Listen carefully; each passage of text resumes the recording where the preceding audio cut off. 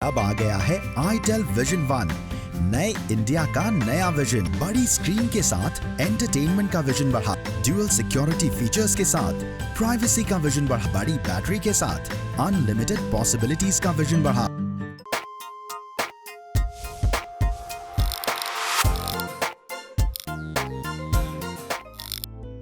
Hello guys, मैं हूं श्वेतांक और आप देख रहे हैं द रेलेवेंट टॉक। विद्युत जामवाल की नई फिल्म खुदा हाफिज सरप्राइजिंग तरीके से खुद को लियाम नीशम की टेकन और टाइगर श्रॉफ की बागी 3 के बीच जो बड़ी सी खाई बचती है उसमें फिट कर लेती है, क्योंकि इन तीनों ही फिल्मों का बेसिक प्लॉट कमोबेश एक सा ही है।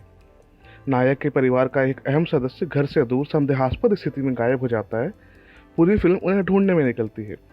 टेकन जहां इमोशन और एक्शन दोनों का स्तर काफ़ी ऊंचाई तक लेकर जाती है, तो बागी 3 महज एक्शन तक सिमट कर रह जाती है। इमोशन और एक्शन दोनों को बैलेंस करने का काम खुदा हाफिज करती है। हालांकि ये करके ये कोई महान फिल्म नहीं बन जाती, मगर ट्रेलर से जो वादा किया था उसे पूरा करती है। कहानी क्या है? 2007 में लखनऊ में समीर और नरगिस की अरेंज इंटर रिलीजन शादी होती है। सब कुछ अच्छा चल रहा था कि 2008 की आर्थिक मंदी वाले दौर में दोनों की नौकरी चली जाती है। नौकरी की तलाश इन्हें नोमान नाम के एक फिक्शनल खाड़ी देश में लेकर जाती है। नरगिस का वीज़ा पहले अप्रूव हो जाता है, इसलिए वो समीर से पहले नोमान चली जाती है। वहाँ पहुंचकर वो समीर को फ़ोन कर बताती है कि वो ये नौकरी नहीं है जिसके लिए वो यहाँ आई है। इसके बाद समीर को अपनी पत्नी की कोई खोज खबर नहीं मिलती। जिस एजेंट ने ये नौकरी दिलवाई थी उसे डरा धमकाकर समीर नरगिस को ढूंढने नोमान चला जाता है। वो उसे ढूंढ पाता है या नहीं, यही उस फिल्म की कहानी है। विद्युत जामवाल ने फिल्म में समीर का रोल किया है।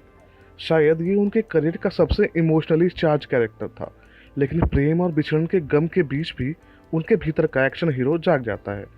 मगर इस बार आप सिर्फ उन्हें देखकर एंजॉय नहीं करते, उनकी वाली फीलिंग भी समझते हैं और शेयर करते हैं। नरगिस का किरदार निभाया है शिवालिका ओबेरॉय ने। वो कहने को तो फिल्म की लीडिंग लेडी हैं, मगर शुरुआती 10-15 मिनट के बाद वो गायब हो जाती हैं। लेकिन जितनी भी देर दिखाई देती हैं वो आउट ऑफ प्लेस नहीं लगती। अनु कपूर ने नरगिस को ढूंढने में समीर की मदद करने वाले टैक्सी ड्राइवर उस्मान का रोल किया है। शिव पंडित और आहाना कुमरा नोमान की इंटरनेशनल सिक्योरिटी एजेंसी के 2 सीनियर पुलिस वालों के रोल में हैं।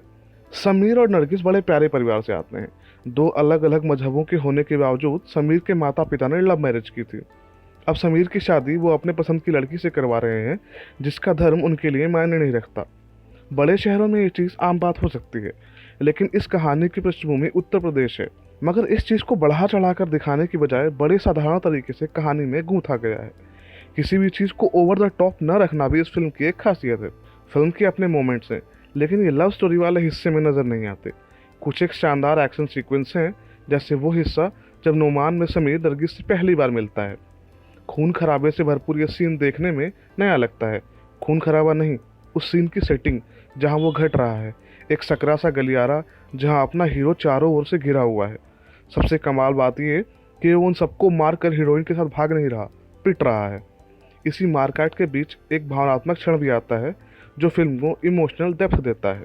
फिल्मकारों का सिनेमैटिक लिबर्टी लेना आम बात है, लेकिन उसकी मात्रा बहुत मायने रखती है।